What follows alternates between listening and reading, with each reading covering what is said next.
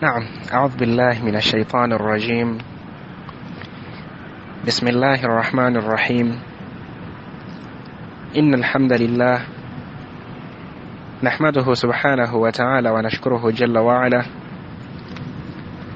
الذي هدانا للإسلام وما كنا لنهتدي لولا أن هدانا الله، ثم نصلي ونسلم على البشير النذير مصطفى محمد صلى الله عليه وسلم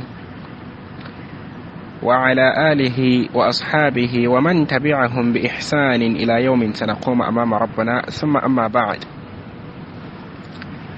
يقول الله تبارك وتعالى بعد أعوذ بالله من الشيطان الرجيم: يا أيها الذين آمنوا اتقوا الله حق تقاته ولا تموتن إلا وأنتم مسلمون. وقال صلى الله عليه وسلم: اتق الله حيثما كنت واتبع السيئة الحسنة تمهها وخالق الناس بخلق حسن. amatendo gonna amalungi era amajjuvu gatendebwa n'Allahu tabaraka wa ta'ala. Allah yatulungamya n'atteeka ku ddiini gy'ayagala ey'obusiraamu. Tumusaba Allah nga tumwegalira so okusaasira kwe n'ebyengera ku mubaka Muhammadin sallallahu alayhi wasallam ne ku basahaba b'abalungi ridwanullahi alayhim ajma'in, ne ku bantu b'ennyumba ye ab'ebitiibwa bonna abakkiriza obusiraamu, ne ku basajja n'abakyala abalongoofu bonna abaatusooka. Tumusaba Allahu tabaraka wa ta'ala abeere nga abassaako okusaasira kwe n'ebyengera bye. Baganda bange, bakadde bange ab'ebitiibwa, naamira omwoyo gwange n'egyammwe okuba nitubeera abaddu abatya Allahu tabaraka wa ta'ala. Tukimanye nti okusobola okufuuka abawanguzi ku nsi kuno n'oluvannyuma lw'okwamuka ensi eno ne tuddizibwayo mu maaso ga Allahu tabaraka wa ta'ala, khayira ezebbiri, khayirayi dunya wal akhira, byonna biri mu package emu, ttaqwa. Bw'obanga otya Allah ojja kuwangala ku nsi kuno ng'oli mukkakkamu, oli muntu wa kitiibwa. Saate bw'onaabanga towangaala ng'owangalira mu mbeera z'okutya Allahu tabaraka wa ta'ala, ojja kuwangalira mu mbeera ey'obunyoomoofu. Anti Allahu tabaraka wa ta'ala yatugaana okunywa omwenge. Bw'ogaana okujeemulukkira etteeka eryo n'onywa omwenge n'otamiira, ojja kusangibwa ogudde wali ku kkubo, wenna nga weefukidde omusajja omukulu Ssemaka oba omukyala omukulu Naalongo, wenna nga weefukidde obwana butandike kukuzannyirako, weebakaawo ku kkubo, osulaawo ku kkubo, owangale mu mbeera y'okuba nti oli munyoomoofu. Saate bw'obanga otidde Allahu tabaraka wa ta'ala, nagamba munaaye riba mubi, riba n'omwewala. Ate ebyokuswalukanga bawannyondo ba kkooti bazze okuba nti bamenya akaduuka ako, batwala akayumbako, binaakusangawa? Kati nabo kito tuwangaale nga tuli abantu abatya Allahu tabaraka wa ta'ala ku nsi kuno. Tujja kwesiima nga tuzzeeyo mu maaso ga Allah, ne bwe tubanga tetunnaba kuddayo nga tukyawangaalira ku nsi, era tujja kuwangaala nga tuli abaana Adamu ab'ebitiibwa. Baganda bange, bakadde bange ab'ebitiibwa, nyongerera okubalaamira okuba nti twewale embeera za shiriki. Twewale embeera za shiriki. Allahu tabaraka wa ta'ala tatwagala nga tuli bashiriku. Allah atwagala nga tuli abantu bamuwahiduuna, nga tuli abantu abaawula Allahu tabaraka wa ta'ala. Tumanya nti Allah ali omu era ne tumusinza nga bwe tuteekeddwa okuba nti tumusinza. Tatwagala tumugatteko kintu kirala kyonna kyonna, la abadan. Atwagala Allah nga tuli abantu abamwawula, nga tuli abantu abamusinza mu bwannamunigina. Tuvulaba abantu bonna ate abaawukana ku ekyo Allahu tabaraka wa ta'ala kyabaagalako, ekyokuba nti bamusinza yekka. Allah batuusaako ebizibu eby'enjawulo nga bwe tuzze tubiraba mu misomo egy'enjawulo. Allahu tabaraka wa ta'ala abatuusaako ebizibu eby'enjawulo. Tuli ffenna baganda bange, shiriki ajja ensa mu muntu, ensonga eyo twaginnyonnyola bulungi. Shiriki ayina obuzira obutali bwa kitegeevu, obutali bwa kigezi bwaleeta mu muntu. Mu bumu ku bubi obulala shiriki bwaleeta eri omwana Adamu yenna abamuwangaaliddeko shiriki akumalako emirembe ku nsi kuno. Omuntu omushiriku taba na mirembe ku nsi kuno abadan. Kangezeeko okunnyonnyola akantu kano okategeere bulungi. Singa omuntu abanga mushiriku mathalan ng'alina katugambe obudagaladagala obwo obw'ekiralu bwe bagenda mu Nankani mu masaba ago ne babakwasa obudagaladagala obwo ne babateerako ne shurut ne conditions nti amu n'eddagala lino tokola booti ne booti ne booti bw'onaakola booti ojja kuba olisobezza ate kati bona omuntu ng'ali mu mbeera efaanana bw'etyo ng'ali mu mbeera ez'ekishiriku omuntu oyo abeera ku bunkenke anti munnanga atya okusobya eddagala lya jjajja lye yamuwa yamugamba muzzukulu eddagala lino bw'ona alisobya ojja kubeera booti ne ojja kugwa eddalu kati abeera ku bunkenka atya okusobya eddagala eryo kwegamba atya okubaako n'akantu konna kacyankalanya mu ddagala eryo. Tuli ffenna zino ensumbi n'obulekuleku byonna bye babawa ne bamuwa instructions nti genda akadagala ako okateeke wansi w'ekitanda omakinga sure nti enkuba tekatonnyamu omakinga sure nti wali mazzi gonna gagira gayingira mu kasumbi ako omakinga sure nti eddagala lyange olikuumanga kwegamba n'olikuuma mu mbeera n'oliteekako security ey'ekika ekyawaggulu. Kati omushiriku awangalira mu mbeera ya bunkenke ku kitanda okwo eyo wansi gy'atadde akadagala singa Allahu tabaraka wa ta'ala amugirira bugerezi. For example omwana w'omuto gwe yakeera enkya n'azaala bebi n'afuka Allah n'amugirira omusulo ogwo ne guyitamu ne gugenda gutonnya mu nsumbi eyo sooka n'ondabira ekibeeraawo. Omuntu n'abeera mbunkeke bannaye mwana onzise bannange nze era mpedde so nga omuntu kugamba enneesansabaga gyesansabaga mwoli n'abanga akutte nti oba omukojo bagufuse mu Qur'an nti oba afuse mu masjidi oba afuse wantu wonna wonna ewali hole so nga ate ne bw'abanga afuse mu Qur'ani ate tubeera ku bunkenke kasita abanga takikoze mu bugenderevu tetusobola kubeera ku bunkenke. Inna Allah huwa al-ghafurur rahim. Allah tabaraka wa ta'ala musonyi ajja kumusonyiwa ne tubeera bagumu ku ekyo naye emmanda teziriiko kusonyiwa. Emmandwa era omwana waafukira mu kasumbi k'abajjajja ke baakuwa gwe nga weerangirirako okuggwa ogaho mpedde olwaleero. Kati laba nti omushiriku awangalira mu mbeera za bunkenke ebbanga saawa yonna. Omushiriku awangalira mu mbeera za bunkenke balina ebintu bye bakukulira eyo mu nnyumba nga tayagala obirabe buli kaseera aba abirambula buli kaseera aba amakinga sure nti abyongera kubikukulira nti woobirabirako eddagala liba lisobye woobirabirako eddagala liba lisobye. Abaffe mushiriki mulowooza mulimu akalungi konna ng'omuntu eyandibadde free omuntu eyandibadde yeeyagala nga yeembeera gy'owangaliramu yabunkenke olowooza mushiriki mulimu akalungi konna. Nabo kito baganda bange bakadde bange ab'ebitiibwa under any circumstance mbewaza okuba ntugwa mushiriki tewabaawo nsonga yonna muganda wange kaka kuba nti ogenda mushiriki tewabaawo nsonga yonna ekkaka whatsoever kuba nti ogenda n'ofundikira ng'oli muki n'ogenda n'ofundikira ng'oli mushiriki. Baganda bange ffenna tusaba Allahu tabaraka wa ta'ala edduwa ez'enjawulo ffenna tusaba naye obulungi buli eri omwana Adamu oyo yekka omugumiikiriza.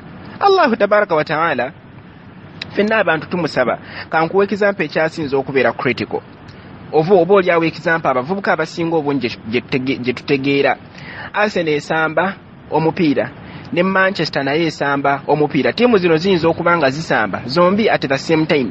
Kati ono awagira Arsenal nga musiraamu ng'alimu akatya Allah akimanyi n'okumanya nti omuntu bw'osaba Allah akwanukula asaba Allah Arsenal ewangule noona asaba Manchester naye ng'alimu akatya Allah akimanyi nti Allah oba oyagala abeeko ekintu kyakuyisizaawo omusaba naye asaba Manchester ewangule. Kati Arsenal asaba n'owa Manchester asaba bonna basaba kimu Nankani ttiimu zaabwe ziwangule which definitely cannot happen. Tekisoboka Arsenal newangula ne Manchester newangula nga zombi zibadde zisamba tekisoboka. Kati Allah tabaraka wa ta'ala sometimes ebiseera ebimu asikugamba ataakhara oba n'akeereyamuuko mu kuba nti atwanukula lwa nsonga bw'atyo bwe yagereka ebintu bye. Njagala okubyemu akafaananyi muganda wange singa ffenna abantu bonna omuntu nga buli lwawanikanga emikono mu maaso ga Allah bw'ati Allah ng'amuweerawo nga buli lwawanika emikono bw'ati naga Allah wange owekitiibwa nkusaba kino nga Allah amuweerawo. Golowooza ate waliwo abantu abandibadde bagenda mu shiriki? Definitely tewali. Naye Allah tabaraka wa ta'ala yatuterawo embeera eyo kutugezesa zino ensonga twazinyonnyolako emabegakawo mu Nankani mu kadari. Allah yatuterawo embeera eno lwa kutugezesa. Allah ayagala kukulaba nti ono ansabye mmuwadde era n'omulaba ng'amuwadde ono n'amusaba Allah tabaraka wa ta'ala n'atamuweerawo. Kati Allah ayagala alaba ogenda kweyisa otyo oluvannyuma lw'okuba nti takwanukudde. Kyekyoka ogenda mu shiriki ogenda kukola otya kati nabwe kityo tubeere nga tumanya nti Allahu tabaraka wa taala zino embeera zonna yazituteerawo kuba nti atugezesa zino embeera zonna yazituteerawo kuba nti atugezesa gwate bintu bimeka Allahu tabaraka wa taala by'omusaba n'abikuwa gwe kennyini ng'obinako n'obujulizi noga wallahi kino nasaba Allahu tabaraka wa taala bwe nti nenkimusaba wayita olunaku lumu n'akimpa oba buli nakimusaba we yakimpera bintu bimeka gwe lwaki oyagala okugjamu kino ekimu Allahu tabaraka wa taala kyagaanye okukuwa maadhalika nga waliwo n'ebintu ebirala bingi bye yakuwa nga tobimusabye amaaso g'olina ago gokozesa okulaba Allahu tabaraka wa taala wakeerako enkya n'omusaba n'omuga Allah nkusaba ompa amaaso nze mukuntona ekyo yakikuwa tokimusabye n'ebintu ebirala weebiri biyitirivu n'ebintu ebirala weebiri kati muganda bw'otaseerera olw'okuba olina edduwa emu yokka gy'osabye Allahu tabaraka wa taala n'atagikwanukulirawo kyokka ate nno ekisinga n'okwewuunyisa tukimanyi bulungi simanyi oba tukimanyi bwe tuba tetukimanyi tukitegeere nti edduwa yonna gy'osaba Allahu tabaraka wa taala agikwanukula bimujarradi kuba nti owanisa emikono n'osaba Allahu tabaraka wa taala okakasa nti edduwa eyo Allah agikwanukudde imma okugikwanukulirawo mu kaseera ako oba okukukyusizaamu n'akuwaamu ekintu ekirala oba kale n'agikwanukula edduwa oluvannyuma lw'ebbanga nga wayiseewo n'emyaka oba Allahu tabaraka wa taala n'atagikwanukula ku nsi kuno ate n'akwanukuliramu ku yawmul akhira ku yawmul qiyama wetugenda okusinga okwagalira ebintu ebirungi Allahu tabaraka wa taala edduwa n'akolaki n'agikwanukuliramu mu kaseera ako kubanga ate mu kaseera ako edduwa ejja kubeera much more important edduwa Allahu tabaraka wa taala the ones that he did not reply zaatatwanukula ate zijja kuba za mugaso nnyo mu kaseera ako zijja kuba za mugaso nnyo mu kaseera kati Allahu tabaraka wa taala ayinza okusalawo n'agikwanukula muzimu ku nankani ku makuba agasatu n'agikwanukulirawo oba n'akeereya nabbi wa Allah Ibrahim alayhi salatu wasalamu yakaddiwa asaba Allah mwana Allah yamwanukula ddi oluvannyuma lwa myaka wakadhalika Zakariya ne ba anbiya abalala ab'enjawulo myaka na myaka ng'ali awo asaba bw'osabidde wiiki emu owulira okooyo gaya kaŋŋendeko manyi ebintu bya Katonda bikola naye ate birwawo kati kaŋŋendeke no muganda wange ez'embeera za bubuze era omuntu yenna aba akutte ekkuba erifaanaganako bwe lityo mitawaana omuntu oyo gy'aba akoze eki gy'aba ayolekedde kakati katugezeeko okuggyawoko ku bibuuzo by'abaganda baffe abamu bye batubuuzizza mwanyinaffe ono yatubuuzizza nti abantu abajjamu oganizi zaabwe ne bazigaba Allahu tabaraka wa taala ku lunaku lw'enkomerero talibabuuza nti gwe nakutonda ne kidini bbiri lwaki kidini olineemu ate gwe abuuza nti Allahu tabaraka wa taala abantu abo talibabuuza ku lunaku lw'enkomerero kakati era nga bwe twatandika ensonga eno ku mulundi guli twagamba nti any person's life is paramount irrespective of their age, irrespective of their sex, irrespective of their functionality or anything else. Obulamu bw'omuntu busigala nga bwa kitiibwa nnyo buli paramount nga tetutunuulidde myaka gye nti awo naakaddiye ne waafa nedda nga tetunuulidde sex ye nti nti kati bano abakazi omanyi bangi kati oye ne bwafa nedda irrespective of their functionality n'emigaso gyennyini gye balina nga tetugitunuulidde obulamu bw'omuntu yenna bwa mugaso ne bwaba mulalu obulamu bw'omuntu yenna bwa mugaso ne bwaba mulamu era ne tugamba nti eyo nno y'ensonga lwaki okuggyawo obulamu bw'omuntu kirina haddi ennene mu ddiini yaffe ey'obusiraamu okujjawo omuntu okera ku makya najjawo obulamu bwa munne kirina haddi kirina punishment ennene ku nsi kuno ne mu maaso ga Allahu tabaraka wa taala Allah atugamba atya mu suratu Isra yaga nti wala taqtulu an-nafsa allati harrama Allahu illa bilhaqq wa man qutila madhluma faqad ja'alna liwaliyihi sultanan fala yusrif fil qatl innahu kana mansura Allah atugamba temugezanko ne mutta emyoyo gy'abantu Allahu tabaraka wa taala gye yabagaana okutta tetujja ku explaininga nnyo ensonga eno lwansonga twaginyonyola omulundi guli abantu abakkirizibwa okuttibwa abasatu twabalaba kati Allahu tabaraka wa taala atuganye okutta era ne punishment n'agituwa omuntu bw'obanga osse khalas nawe oba oteekeddwa kuttibwa bw'obanga osse omuntu nawe oba oteekeddwa kukola ki oba oteekeddwa kuttibwa kati nabwe kityo ng'okutta omuntu bwe kiri ekinene n'okutaasa obulamu bwe bwe kiri ekikulu ennyo naddala mu ddiini yaffe eno ey'obusiraamu nga bw'olabye nti okutta n'oggyawo obulamu bw'omuntu nsonga nnene nabwe kito n'okutaasa obulamu bwe nsonga nnene nnyo mu ddiini yaffe eno ey'obusiraamu omanya Allahu tabaraka wa taala bwe yagamba abaana ba Isirayiri ku nsonga eno ey'okutta n'okutaasa obulamu bw'abantu omanya Allahu tabaraka wa taala bwe yabagamba genda obikole suratu Maida Allahu tabaraka wa taala yagamba من أجل ذلك كتبنا على بني إسرائيل أنه من قتل نفسا بغير نفس فكأنما قتل الناس جميعا ومن أحياها آية زريا وزفر الدلين ما بقوانسي kunanka ni ku page eri previous mu suratu Maida omwo Allahu tabaraka wa taala nga atunyumiza ku story ya munnaffe eyali yatta muganda we nga tamanyi kikyagenda kukola mu mbeera y'okuba nti amuziika nga tamanyi butya bwagenda kukola ki bwagenda kuba nti amuziika. Allahu tabaraka wa taala atunyumiza n'atugamba nti fatawat lahu nafsuhu qatla akhihi faqatalahu fa asbaha min alkhasirin.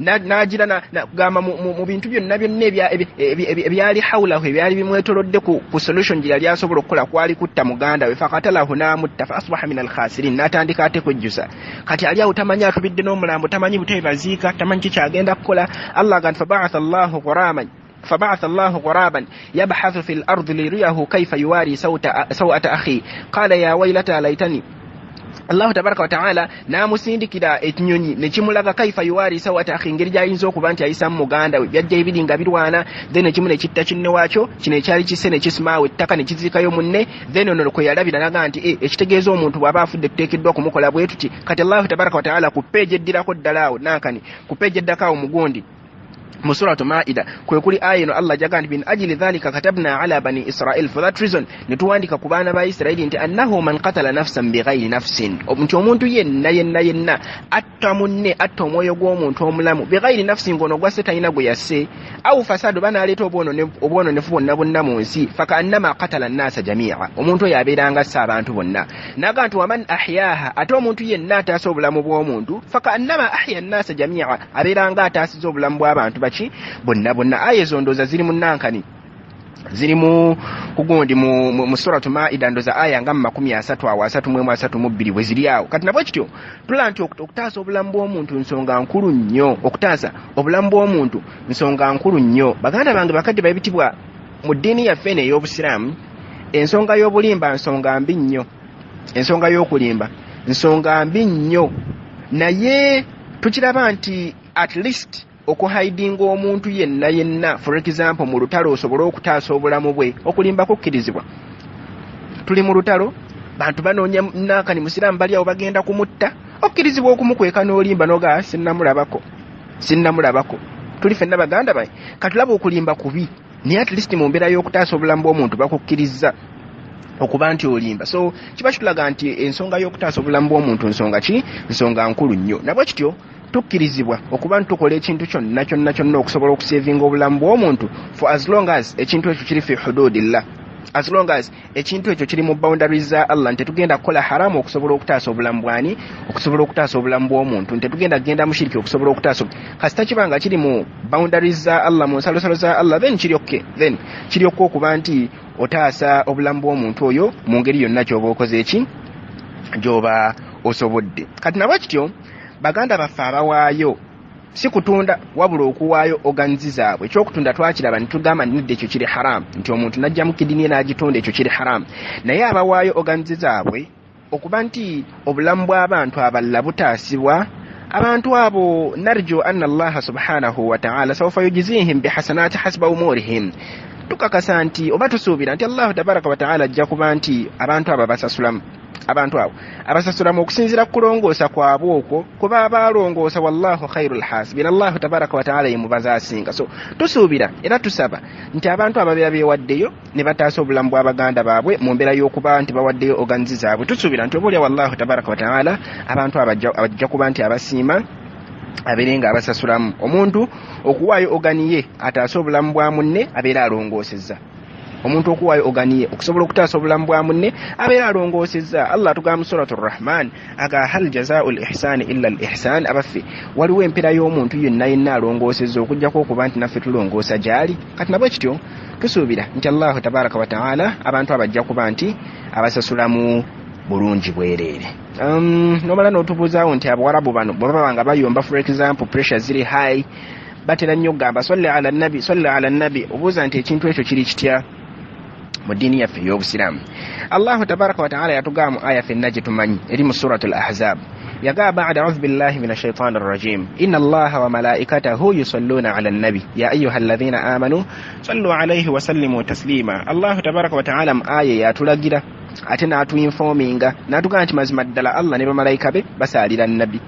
Yaga nti ya ayyuhalladhina amanu sallu 'alayhi wa sallimu taslima, n'atulagira n'akifuula kiragiro n'agamba nti naffe abakkiriza tubeere nga tusaalira omubaka Muhammadin sallallahu alayhi wasallam. Allah asaalira atya omubaka amusaasira?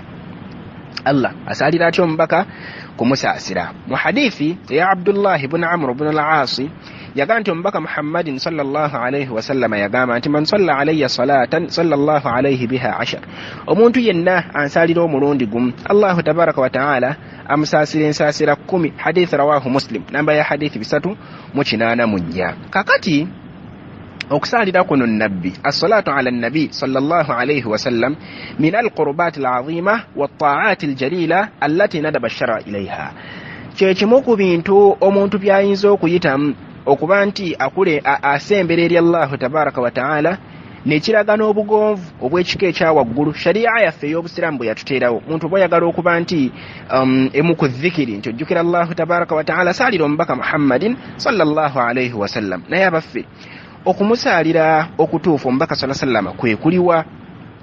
Okumusaalira okutuufu kwe kuliwa omuntu kwateekeddwa okuba nti akola ki? Asaalira. Kuba tulaba versions nnyingi ez'okusaalira abantu ze bayitamu nga basaalira omubaka Muhammadin sallallahu alayhi wasallam. Abantu abamu bafumba pirawo ne bakuŋŋaana mukola ki? Tusaalira nabbi sallallahu alayhi wasallam. Abalala bazikira ne basooka bayimirira awo ne bagira ne bazikira awo amataali. Abalala Allahumma salli wa sallim alayhi ne basaala bwe bati ensaala eyo mujja mujuulira n'endala n'engeri endala nnyingi weeziri mpitirivu abantu ze bakola ki? Ze bayitamu mu mbeera y'okusaalira omubaka Muhammadin sallallahu alayhi wasallam. Naye abaffe okumusaalira okutuufu kwe kufaanana kutya? Okumusaalira omubaka wa Allah sallallahu alayhi wasallam okusaalira okutuufu kufaanana kutya? Sheikh Muhammad Nasiruddin Al-Albani rahimahullah mu kitabo kye kyeyatuuma sifatu salatu nabi sallallahu alayhi wasallam bw'ogenda n'okibikkula munda mukyo n'obikkula ku ppeegi ey'ekikumi yagamba Sheikh Muhammad Nasiruddin Al-Albani rahimahullah yagamba nti okusaalira omubaka sallallahu alayhi wasallam kulina swiga entuufu bbiri.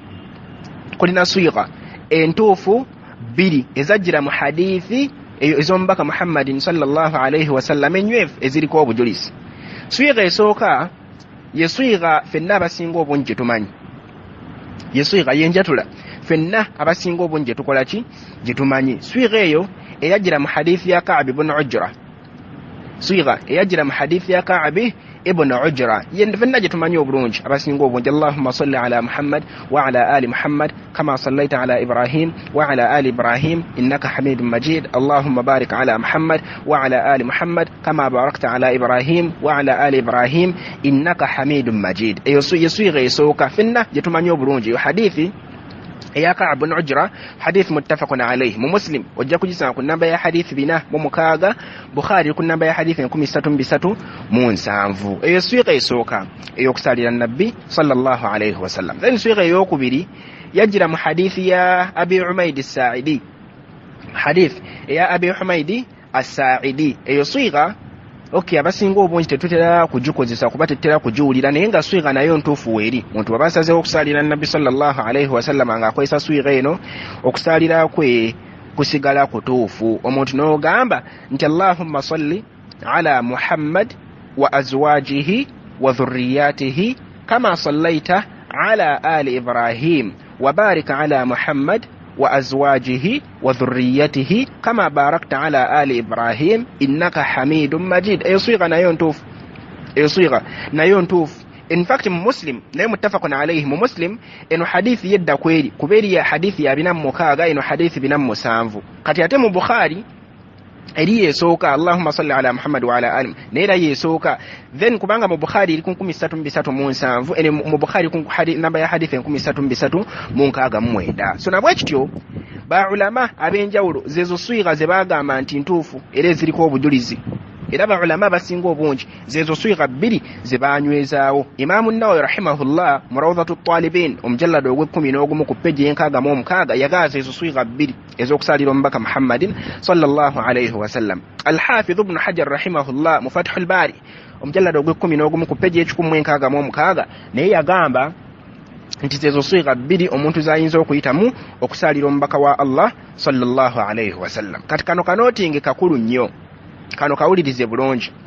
Swiga ezebbiri nga bwe tuziwulidde kiri haramu okuzigatta zombi muswigha emu. Kikyentegeeza nti noddira n'ozigatta zombi n'osomako ebigambo eby'omuswigha eri ate nojja n'obigatta. Bw'oba osazeewo okusoma swigha eri esooka gy'oba osoma yokka, bw'oba osazeewo okusoma swigha yakubiri gy'oba osoma yokka, so si kukola ki, si kuzigatta. Ekyo kiri haramu. Ndooza tuli ffenna ekyo nno nakyo baulama bakyegattako. Ekyo nakyo baulama bakyegattako nti omuntu tokkirizibwa kuba nti ogatta swigha ezebbiri noddira n'ebigambo bya swigha eri n'obigattamu enedda. Baulama bakyegattako nti tekikola ki, tekikkirizibwa. Era nga Sheikh Muhammad bin Salih al-Uthaymin rahimahullah bwe yagamba mu Sharh al-Mumti' omujallada ogwokubiri ku peegi ya 56 ne Ibn al-Qayyim al-Jawzi rahimahullah mu kitabu kye bayita Jala'ul Afham ku peegi y'ebisatu bw'atyo bwe yakola ki, bw'atyo bwe yagamba. Abaffe singa omuntu agamba nti Allahumma salli ala Muhammad wa ala ali Muhammad, abaffe okwo okusalira nakwo kutuufu.